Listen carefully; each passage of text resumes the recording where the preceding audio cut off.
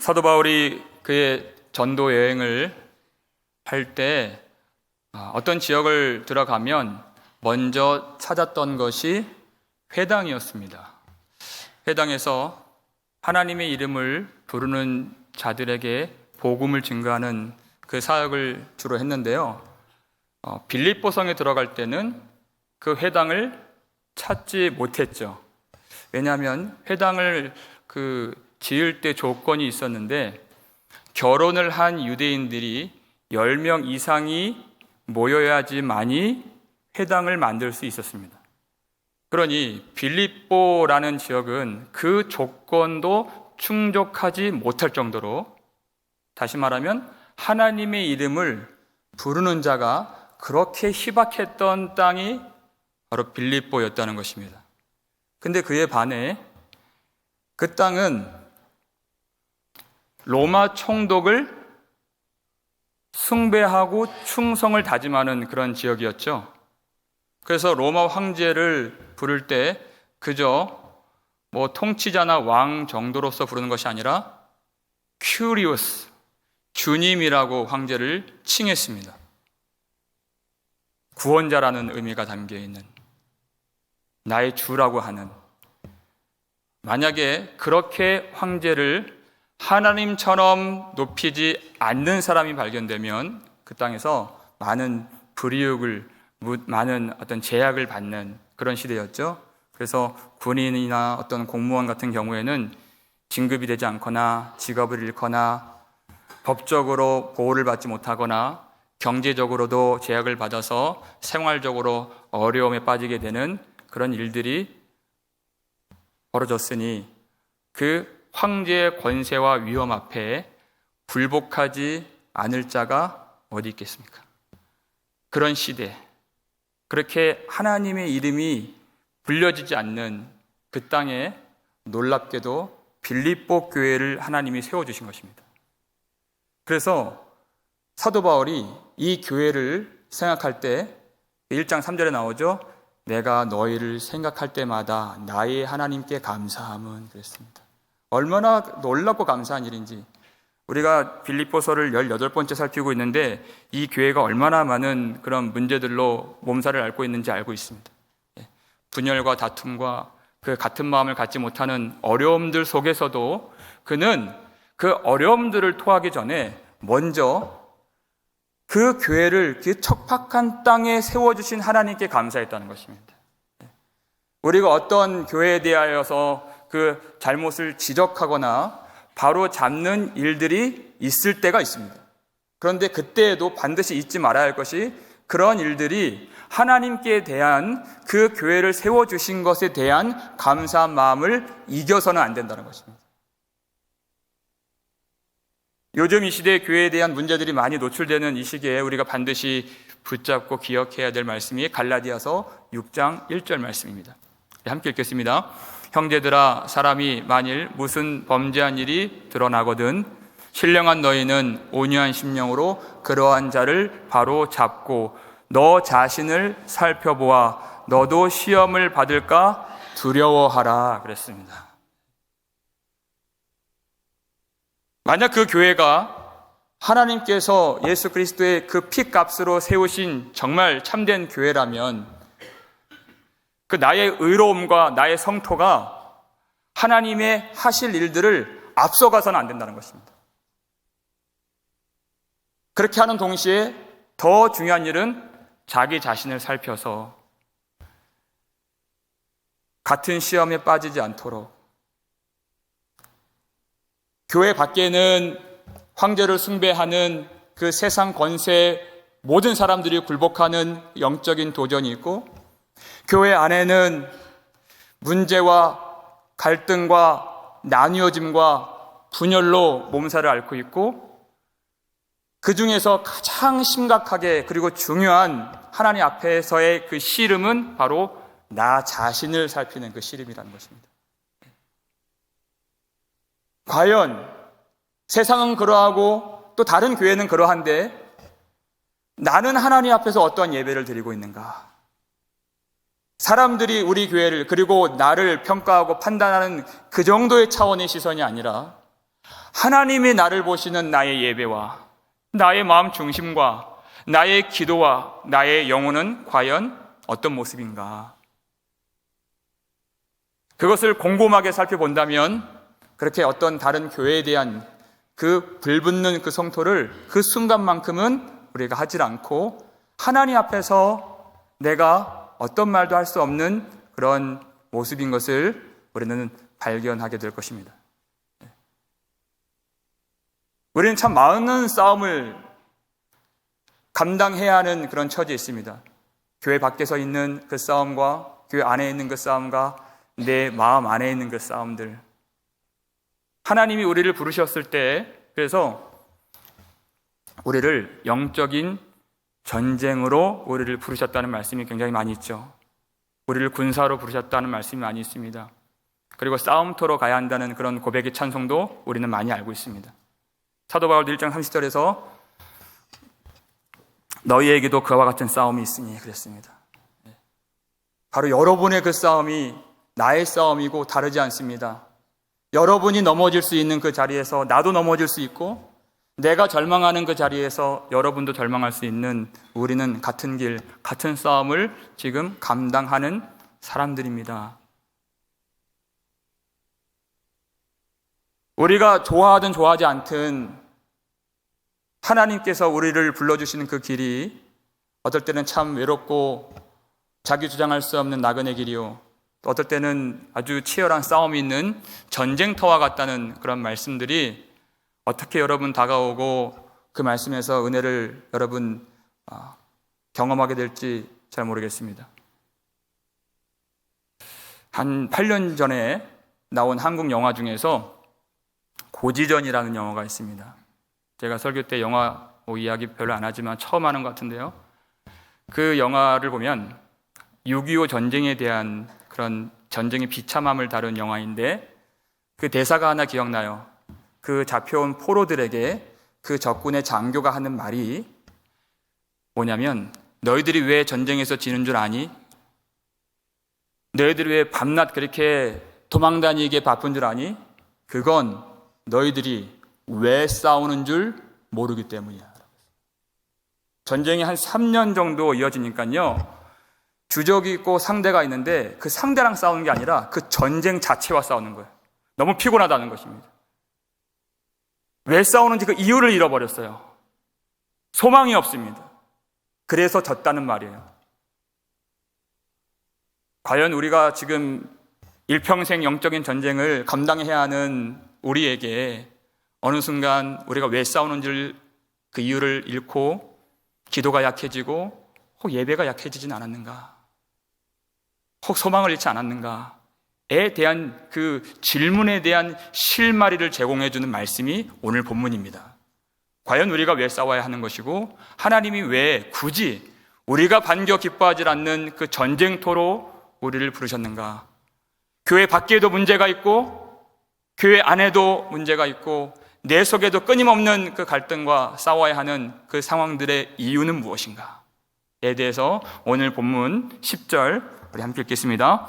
하늘에 있는 자들과 땅에 있는 자들과 땅 아래에 있는 자들로 모든 무릎을 예수의 이름에 꿇게 하시고 아멘. 그렇습니다. 예수 그리스도께서 낮아지시고 종의 형체를 가지시고 죽기까지 복종하시며 십자가에서 죽으신 이후에 하나님이 그를 지극히 높여 그랬습니다. 9절에서 우리 지난주에 살폈던 말씀이죠. 그래서 모든 이름 위에 뛰어난 이름을 예수에게 주셨습니다. 그 이름 바로 하나님의 이름이었습니다. 그 이름과 함께 하나님의 모든 권능과 모든 통치권과 모든 영광과 위엄을 예수 그리스도에게 다 주신 것입니다.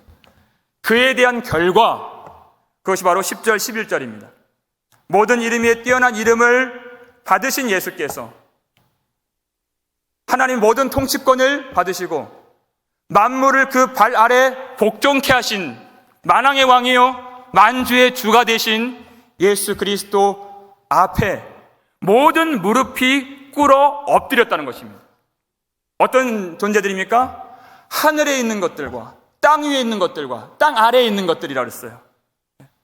여러분, 하늘에 있는 것들은 성경에서 보면은 천사들과 하늘에 있는 모든 영적인 세력들과 그리고 믿어 구원받은 성도들이 거하는 곳을 하늘이라고 여겼습니다. 베드로전서 3장 22절이죠. 함께 읽겠습니다. 그는 하늘에 오르사 하나님 우편에 계시니 천사들과 권세들과 능력들이 그에게 복종하느니라. 아멘. 그렇습니다. 모든 하늘의 존재들이 다 예수의 이름 앞에 무릎을 꿇게 하시고, 그 땅에 있는 존재들, 모든 피조 세계와 모든 살아있는 자들과 살아있는 자들 위에 역사하는 그 어떠한 영들까지도 예수의 이름 앞에 꿇어 엎드렸다는 것입니다. 그것은 경배하고 예배하게 하셨다는 것입니다. 그리고 땅 아래에 있는 자들, 땅 아래에 있는 존재들은 무엇입니까? 믿지 않고 심판을 받아 지옥에 들어간 사람들과 그리고 사단의 그 모든 세력들이 땅 아래에 있는 것으로 성경은 말하고 있어요. 그 모든 존재들이 하나님이 예수를 지극히 높이셨을 때, 그리고 전국에 하나님이 이루시는 그 날에 하나님의 때에 예수 이름 앞에 모든 존재들이 굴복되고 모든 만물을 그 발 아래에 꿇어 엎드리게 하신 그 예수 그리스도의 승리를 교회가 반드시 기억해야 한다는 것입니다. 모든 무릎이 그랬어요. 근데 우리가 보여지는, 우리가 경험하는, 우리가 살아가는 이 세상은 우리 교회가 참 항상 작고 연약하고 초라해서 성경의 표현을 빌리자면 겨자씨와 같이 세상에 비해서 그렇게 작게 느껴질 때가 많이 있죠. 예수 그리스도의 이름 앞에 엎드린 사람보다도 세상 풍조를 따라가고 세상을 사랑하고 세상에 나아가서 오히려 교회를 비판하고 조롱하고 그렇게 비아냥거리는 그런 도전을 우리는 많이 경험하고 있습니다. 그런데 주님이 약속하신 이 말씀을 반드시 우리는 기억해야 됩니다. 사람들이 왜 그렇게 아직도 여전히 예수의 이름 앞에 굴복하지 않는가? 사도 바울이 누누하게 아주 여러 번 반복하게 얘기하고 있는 것이 뭐냐면 그 위에 영에 붙들려 있기 때문이다 그랬어요. 에베소서 2장 2절입니다. 함께 읽겠습니다. 그때 너희는 그 가운데에서 행하여 이 세상 풍조를 따르고 공중의 권세 잡은 자를 따랐으니 곧 지금 불순종의 아들들 가운데서 역사하는 영이라 그랬습니다. 에베소 교회가 그랬고 자신도 물론 그랬다고 그는 고백하고 있는 것입니다. 불순종의 아들들 가운데서 역사하는 신과 위력을 떨치는 그 영과 그 권세가 있어서 세상 풍조를 따라가고 절대 예수의 이름 앞에 굴복하지 않는, 그리고 교회를 조롱하고 핍박하고 그리고 멸시하고 비아냥거리는 그런 일들이 왜 있습니까? 그런 악한 영들에 사로잡혀 있기 때문이었습니다. 공중 권세 잡은 자, 눈에 보이지는 않습니다. 하지만 그 사람들 위에 있는 그 영들이 분명히 존재한다는 것입니다. 바울이 그랬고 에베소 성도들이 믿기 전에 그랬고 우리가 예전에 그랬습니다.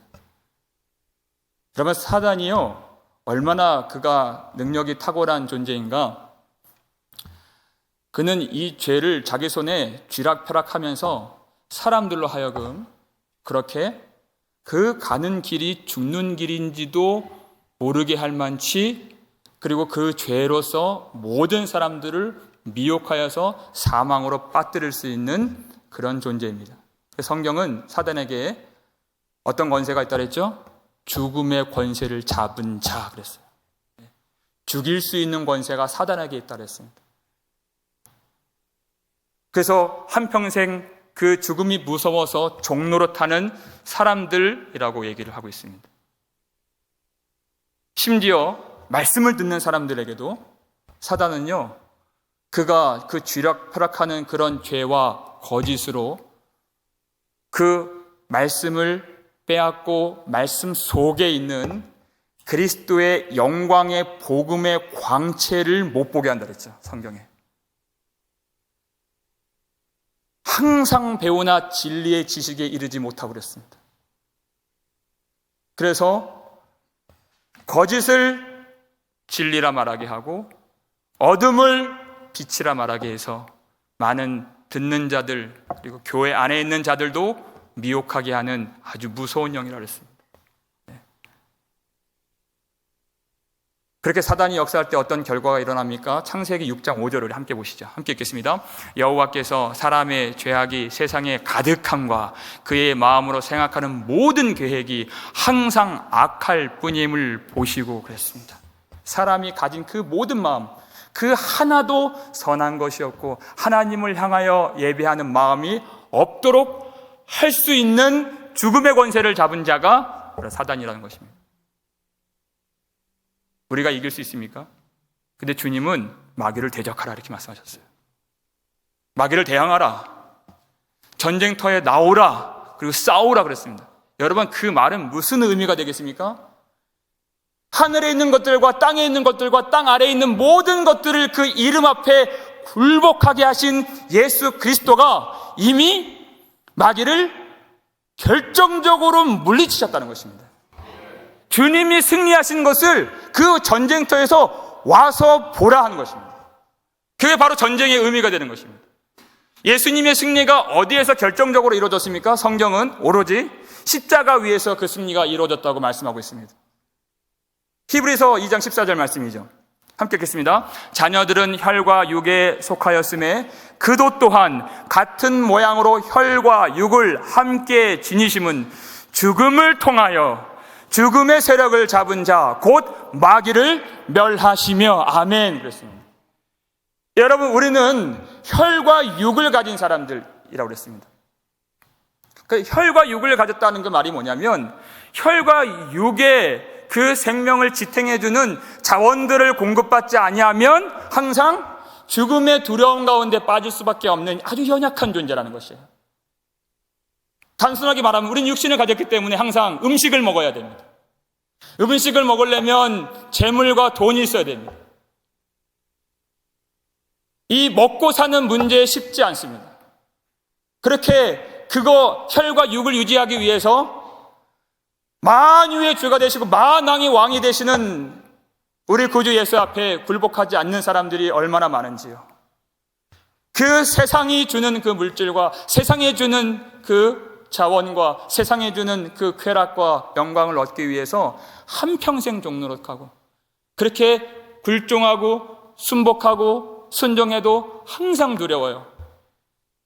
항상 순종했지만 항상 두려운, 내가 과연 앞으로도 그렇게 먹고 살 수 있을까? 내가 계속 직업을 가질 수 있을까? 항상 두려운 것입니다. 혹 내가 혈과 육을 가졌는데 내 몸에 병이 오거나 지금 있는 병이 더 도지면 나는 어떻게 될 것인가? 그리고 나의 가족은 어떻게 될 것인가? 내가 월세는 계속해서 앞으로도 낼 수 있을까? 내 사업체는 어떻게 더 그렇게 망하지 않고 잘 유지가 될까? 하는 그 염려로 항상 그 마음이 썩어간다는 것입니다. 그렇게 만든 장본인이 바로 죽음의 세력을 잡은 자라는 것입니다. 히브리서 2장 15절 보시죠. 언제까지 그렇게 매어 종노릇합니까? 함께 읽겠습니다. 또 죽기를 무서워함으로 한평생 매어 종노릇하는 모든 자들을 놓아주려 하심이니 그렇습니다. 그렇게 한평생이에요. 그렇게 한평생 그렇게 끌려다니고 한평생 종노릇하고 한평생 그 마귀의 그 하수인이 되어서 세상에 굴복하고 그렇게 로마 황제의 그 위엄과 권세 앞에 굴종했던 많은 대다수의 빌립보 사람들처럼 그 세상의 자원과 그 세상의 위엄과 세상의 권세 앞에 무릎 꿇어야 했던 그런 많은 사람들, 우리도 그렇게 살았지만 우리에게 들리는 너무 놀라운, 너무나도 복된 소식이 우리에게 들려온 게 무엇입니까? 우리 구주 예수 그리스도께서 그 마귀를 멸하셨다는 것입니다. 어떻게 해요?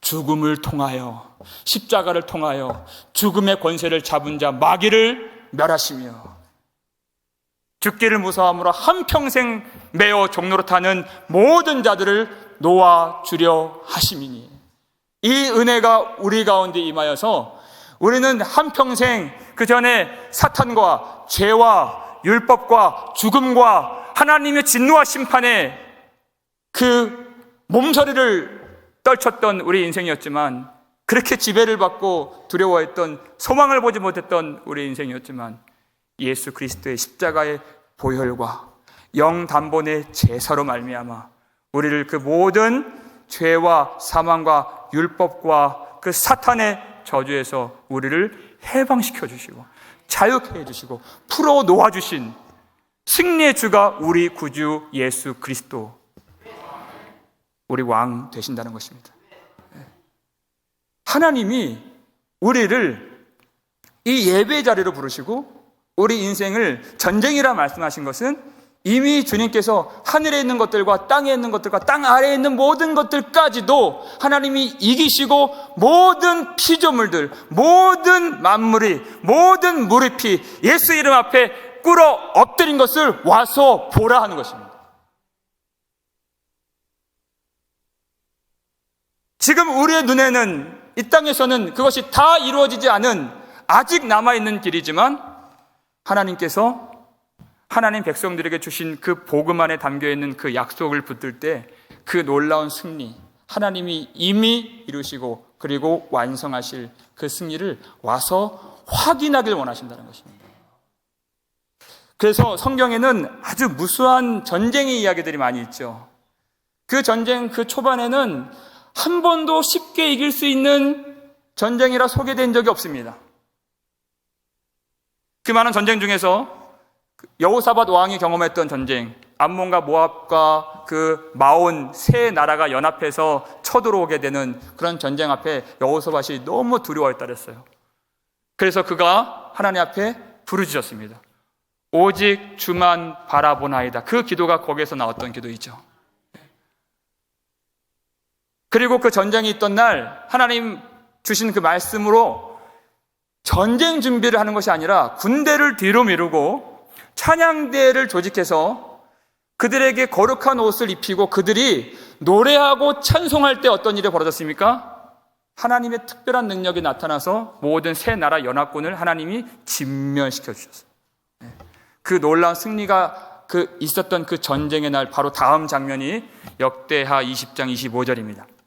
함께 읽겠습니다.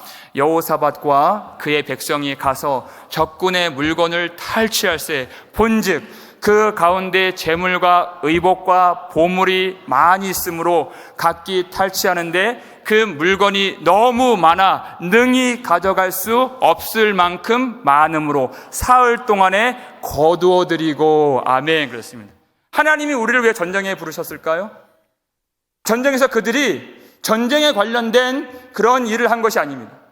하나님이 이미 이기신, 찬송 가운데 서신 하나님의 승리를 그들이 목도하고 하나님이 이루신 영광을 그들이 발견하고 그 모든 대적들이 진멸되었을 때 남겨진 모든 재물과 의복과 보물들을 거둬들이는데 얼마나 많은지요. 그것을 다 가져갈 수 없어서 사흘 동안에 그것을 거둬들였다 그랬어요.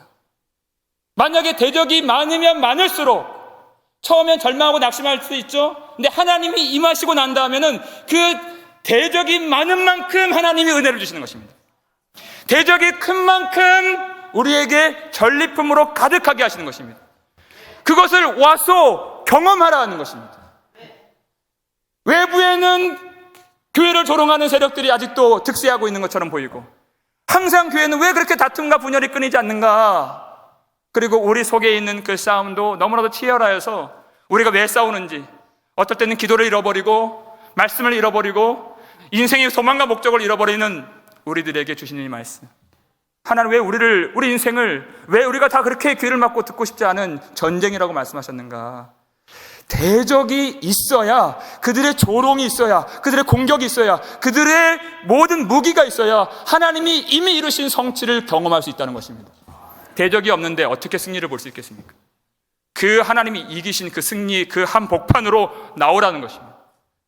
그래서 이 전쟁에 나서기 전에 먼저 주신 말씀이 있습니다. 17절 말씀이죠. 함께 읽겠습니다. 이 전쟁에는 너희가 싸울 것이 없나니 대열을 이루고 서서 너희와 함께한 여호와가 구원하는 것을 보라. 유다와 예루살렘아, 너희는 두려워하지 말며 놀라지 말고 내일 그들을 맞서 나가라. 여호와가 너희와 함께 하리라 하셨느니라. 아멘. 이 전쟁에는 너희가 싸울 것이 없나니. 그렇습니다. 죽음의 권세를 잡은 마귀를 대적하라 하신 것이 우리의 무기, 우리의 힘과 우리의 지혜로서, 조금 힘 있는 사람들은 어찌어찌 버티고 힘이 모자라고 지혜가 없는 사람들은 그렇게 패망하는 그 전쟁이 아니라는 것입니다. 예수 그리스도를 부르고 예수 그리스도를 주라 시인하는 모든 백성들이 주님이 이루시는 그 승리, 이미 하늘에 있는 것들과 땅에 있는 것들과 땅 아래에 있는 모든 것들을 굴복하게 하시고 만물을 그 발 아래 복종하게 하시는 그 예수 그리스도의 승리를 와서 누리고 그 모든 은혜를 거두어들이라 하신 그 전쟁, 그 하나님의 기쁨에 들어오라 하신 것입니다. 그들이 이 전쟁 후에 무엇을 경험했습니까? 27절 말씀 보면요, 함께 읽겠습니다. 유다와 예루살렘 모든 사람이 다시 여호사밧을 선도로 하여 즐겁게 예루살렘으로 돌아왔으니 이는 여호와께서 그들이 그 적군을 이김으로써 즐거워하게 하셨습니다. 아멘. 두려움으로 시작된 그 전쟁이었습니다. 우리 인생도 세상을 보고 또 교회를 보고 자신의 연약함을 보고 두려워하게 되는 우리 인생과 마찬가지로, 그런데 역대하 20장을 보면요, 어떤 전쟁의 스토리도 마찬가지지만 겉으로 보면 전쟁이에요. 그런데 그들이 전쟁에 관련된 행위를 한 게 없습니다. 여호사밧 왕은 하나님께 부르짖어 기도했습니다. 주만 바라보나이다. 야하시엘은 하나님의 말씀을 선포했습니다. 그리고 백성들 중에 찬양하는 찬양대를 하나님이 성별해 주셨습니다. 그리고 하나님이 이미 이기신 그 은혜의 전리품들을 거둬들이는 영광을 보는 일이 있었고, 그리고 이들은 예루살렘으로 들어오자마자 어디로 들어갔습니까? 성전으로 들어갔습니다.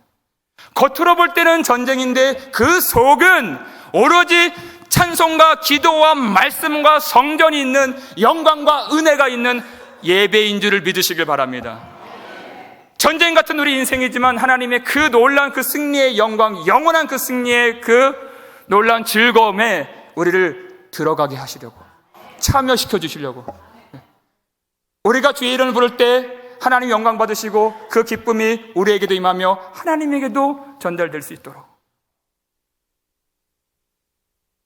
그 전쟁 안에서 두려울 수 있고 낙심할 수 있는 우리에게 하나님이 왜 기도하게 하십니까? 참 기도의 씨름이 쉽지 않죠. 그런데 여러분, 이 승리의 영광을 와서 보라는 것입니다. 왜 우리를 예배로 부르십니까? 그 하나님께서 이루신 그 승리의 영광을 거기서 거두어 가라는 것입니다. 이미 이기신, 이미 원수를 그 발 아래 복종하게 하신 예수 그리스도, 이미 십자가에서 더 남지 않을 만큼 다 이루었다 하신 그 놀라운 영원한 승리를 기도하는 가운데, 예배하는 가운데 이 교회 안에서 다 경험하고 확인하고 누리라 하신 것입니다. 제가 그 사실을 어제 좀 발견했는데요, 어제 그 7남녀 선교회 야유회가 있었잖아요. 어찌 그렇게 좋은 날씨 가운데서 또 좋은 장소에서 맛있는 거 먹으면서, 항상 우리 갈비 먹잖아요, 그렇죠? 네. 제가 갈비 먹을 때 맨날 듣는 얘기 뭐냐면, 목사님 이게 옛날에 얼마인 줄 알았어요? 얼마짜리였는지 아세요?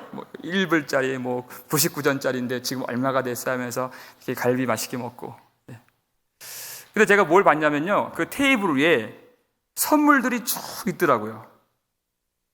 그리고 나서 우리 김진영 목사님께서 게임을 진행하시는데, 그때 알았어요. 게임을 하는 이유.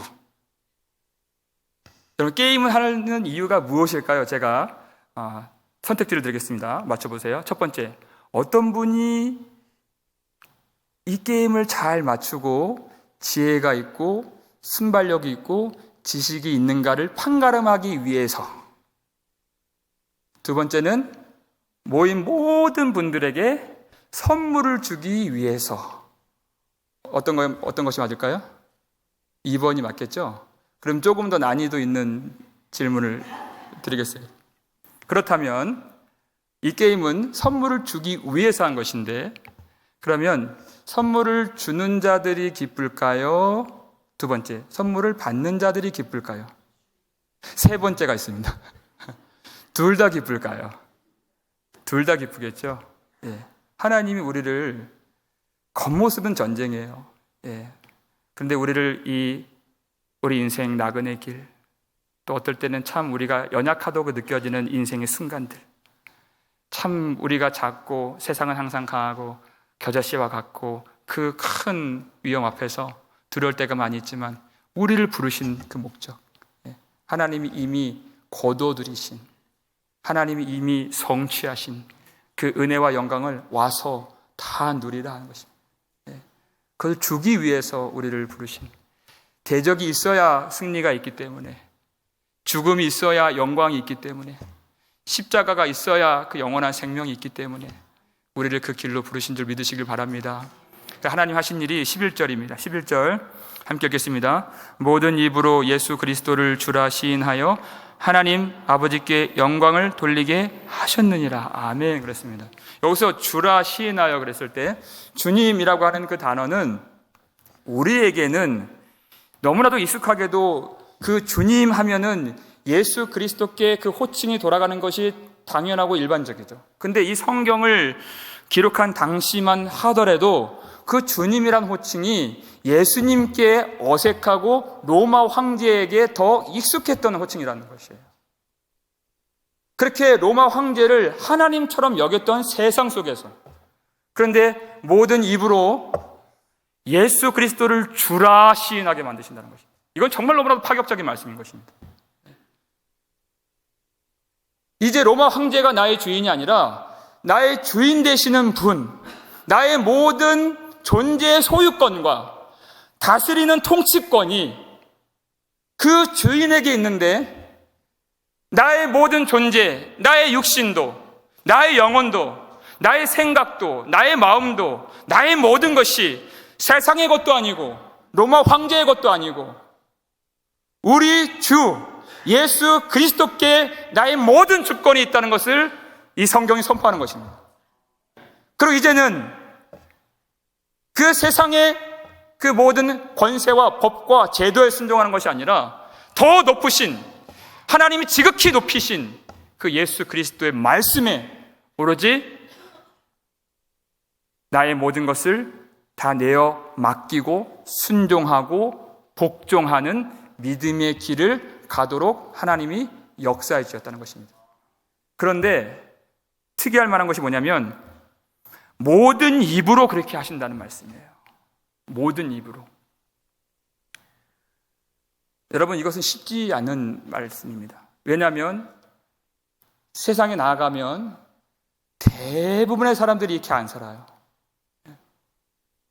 수많은 사람들이 그렇게 교회를 조롱하고 모욕하고 비난하고 참 입에 담지 못할 그런 욕을 하는 사람들이 대부분이죠. 이렇게 안 합니다. 그런데 하나님은 그렇게 하실 거라고 약속을 해주셨어요. 사도 바울만 그 장면을 본 것이 아닙니다. 사도 요한이 봤던 장면, 요한계시록 5장 13절 말씀입니다.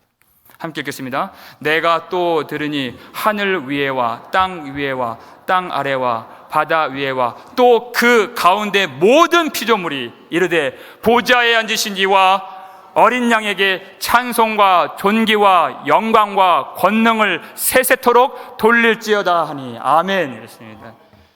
모든 피조물이 그렇게 찬양한다 그랬습니다. 이제 그때에는 하나님의 백성들만 찬양하는 것이 아닙니다. 이제 모든 계시의 문이 열리고 하나님의 뜻이 성취되는 그날에는 그 영광을 부정할 수 없고 그 권세를 부인할 수 없는 모든 피조물들, 하늘에 있는 것들과 땅에 있는 것들과 땅의 아래에 있는 모든 것들이 다 그 권세 앞에 무릎을 꿇고 예수 그리스도를 주라 시인하게 만드는 그 역사, 그 날이 반드시 온다는 것입니다. 이 다음 절 말씀, 계시록 5장 14절 말씀입니다. 함께 읽겠습니다. 내 생물이 이르되 아멘 하고 장로들은 엎드려 경배하더라. 두 부류의 존재들을 말하는 것입니다. 내 생물은 그 다른 모든 하늘의 천사들을 포함한 그 모든 피조 세계를 말하는 것이에요. 상징적으로. 그리고 장로들은 24장로를 말하는데 하나님께 구원받은 성도들을 상징하는 자들이 24장로들입니다. 그런데 그들이 공의, 모든 피조물들이 다 찬송과 영광과 권능과 존귀를 올려드릴 때 그 모든 내 생물들도 아멘하고 화답할 때, 그리고 그 하나님의 백성들은 그 앞에 엎드려 경배하는 그 예배가 모든 무릎이 그 이름 앞에 꿇어 엎드리고 모든 입이 예수 그리스도를 주라 시인하는 그 예배가 반드시 있다는 것입니다. 지금은 잘 보이질 않습니다. 지금은 교회에 대한 어떤 기사가 나오면 참 그것이 좋은 기사라 할지라도 그 밑에 여러분 댓글 달리는 거 정말 차마 눈 뜨고 볼 수가 없습니다. 얼마나 조롱하고 비난하고 모욕하고, 겉으로는 평화로운 것 같지만 이 세상이, 또 우리 자녀들이 다니는 이 학교도 참 평화로워 보여요. 그런데 그들이 가르치려고 하는 그 위에 공중 권세 잡은 자가 그 장악한 그 세력으로 그들이 가르치는 내용이 뭡니까? 남자도 여자가 될 수 있고 여자가 또 남자가 될 수 있는 하나님의 이 말씀을 정면으로 도전하고 이 말씀을 대적하는 그러한 가르침들을 아이들에게, 그 순수하고 어린 아이들에게 전함으로써 그 아이들의 영혼을 학살하고자 하는 그런 일들이 이 세상에서 자행되고 있습니다. 참 세상이 어둡고 참 그렇게 끝간데 없이 창세기 6장 5절 말씀처럼 죄악에 관영하여서 모든 사람의 계획들이 그렇게 악하여져 갈 때 과연 어디서 믿음이 있는 자를 보겠고, 어디서 이 하나님의 말씀이 어떻게 성취가 되며 어떻게 하나님의 나라가, 주 예수의 나라가 우리에게 올 것인가 참 보이지 않고 세상보다는 항상 우리의 연약함을 그렇게 탄식하면서 기도할 때가 많이 있습니다. 두려울 때가 많이 있습니다. 그런데 이 말씀이 참으로 진실하다는 것을 어디에서 볼 수 있습니까? 바로 교회입니다. 교회. 사도 바울이 하나님의 이름조차도 부르는 자가 10명이 채 되지 않아서 그가 안식일에 강가에서 기도했습니다. 회당조차가 없어서 교회는 고사하고, 근데 그 땅에 교회를 세우시고 그 믿는 자들을 하나님이 모이게 하시고 그 복음을 우리가 듣고 다시 우리가 하나님의 말씀으로 다시 위로를 받을 수 있도록 하신 하나님, 이 땅이 그렇게 척박하고 하나님의 이름을 부르는 자들이었고 예수를 주라 시인하는 자들이 없는 이 땅이었음에도 불구하고 우리는 순간순간 보이지 않고 이 치열한 전쟁과 이 참혹한 세상과 이 어둠에 빠져있는 그 백성들을 보고서 가슴을 베어잡을 때가 있지만, 여러분 교회 안에 오니까요 너무 놀라워요.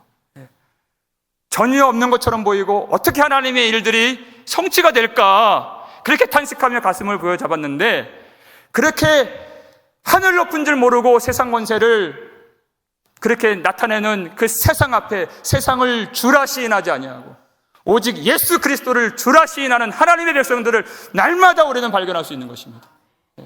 혈과 육을 아직도 입고 있는 우리이기에 우리는 먹을 것이 필요하고 돈이 필요하고 재물이 필요하지만 그 재물을 우리의 주라 시인하지 아니하고 돈을 우리의 주인이라 여기지 아니하고 하나님 앞에 예배하며 오직 나의 주, 나의 하나님 예수 그리스도만 나의 주인 되십니다 고백하는 하나님 백성들을 이토록 보지 않습니까? 혈과 육을 가졌기 때문에 이 자리에 있는 대부분의 성도님들이 연세가 많아서 한 가지, 두 가지 아니면 복합적으로 질병을 갖고 있는 걸 제가 압니다.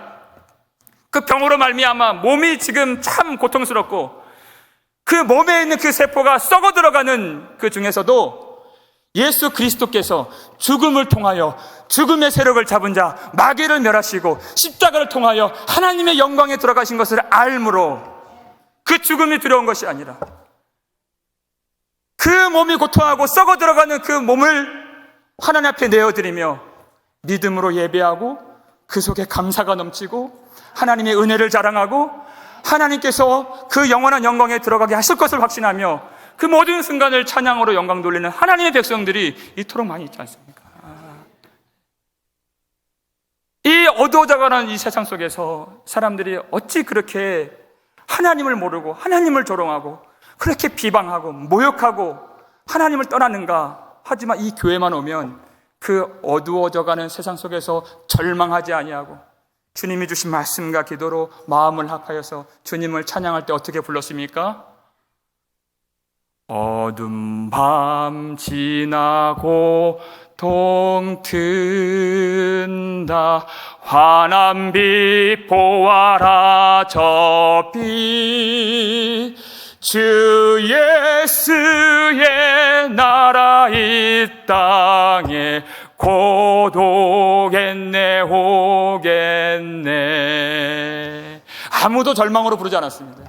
그 소망과 기쁨과 이미 이루신 그 승리로 말미암아 즐거워하며 말씀으로 하나님의 나라 이상으로 보며 그 찬양하는 성도들이 이토록 이 자리에 있는 것이 이 말씀이 과연 진실한 말씀이구나 확신케 하는 그 증거인 줄 믿으시기 바랍니다. 그렇기 때문에 여러분, 우리 교회는 예수 그리스도의 승리의 산실이며 영광의 자랑인 것입니다. 영광의 면류관이 되는 것입니다. 우리가 어떤 존재였습니까? 우리도 그렇게 기독교를, 복음을, 하나님을 비방했던 자들, 우리가 박해했던 자들, 우리도 모욕했던 자들, 순간순간 불평하고 원망하고 근심이 한가득 우리 입술에 있었던 자들이지만 그 모든 원망을 제거하시고 우리의 입술로 예수 그리스도를 주라 시인하게 하신 하나님, 이 놀라운 복음이 증거되는 자리마다 나뉘어졌던, 두만 품었던, 갈등했던, 원수되었던 자들이 이제는 형제요, 이제는 자매로서 한 마음과 한 사랑이 되도록 역사해 주시는 그 하나님께 영광을 돌리는 귀한 교회 되기를 주의 이름으로 축원합니다. 이 승리의 소식을 오늘 이 자리에서 전할 수 있음이 얼마나 감사한 줄 모릅니다. 우리의 위로가 어디 있습니까? 이 세상을 지셔서 우리에게 위로가 되는 것이 아니라 영원한 승리의 주가 되신 예수 그리스도께서 이미 다 이루셨고 우리가, 교회가 그 예수 안에 있다는 사실, 우리 주님 하늘 보좌 우편에서 하나님의 성도들에게 필요한 모든 성령을 부어주시고 우리 모든 죄를 정결하게 해주시며 우리가 범죄할 때 하나님 앞에서 우리의 대언자가 되어주시고 우리의 구원이 완성될 때까지 만물을 붙들어 주시는 예수 그리스도, 십자가에서 하나님의 완전한 사랑을 보이셔서 이제는 나를 주인 삼지 않고 세상을 주인 삼지 않고 오직 주님께 나의 모든 사랑과 마음을 드리며 순종할 수 있도록 이끌어 주신 만왕의 왕, 만주의 주 예수 그리스도를 시인하고 주라 부르짖어 하나님께 영광을 돌리는 저와 여러분 되시기를 주의 이름으로 축원합니다.